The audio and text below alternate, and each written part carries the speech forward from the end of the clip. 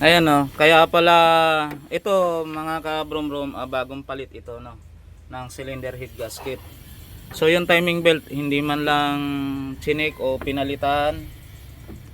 Ayan, ito yung pinakang timing belt at ito yung sa bomba ng langis mga ka-brom-brom. Ayan. Pansin mo yan, ala ng ngipin.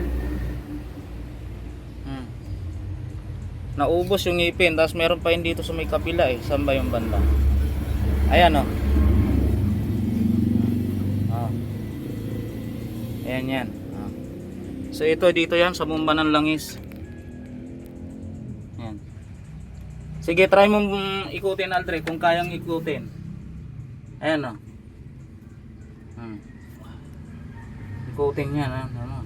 Ito, ikutin mo yung isa. Ayan, dapat ganyan lang siya kalambot mga kabunong-bunong. Ayan. So, yun ang problema. Ayan oh. Big story. Naggaganyan yung saklap. Ayan, so tayo mga kabrum-rum, pag magpapalit tayo ng cylinder head gasket, check na rin natin yung ating timing belt at saka yung ating belt doon sa bomba ng langis.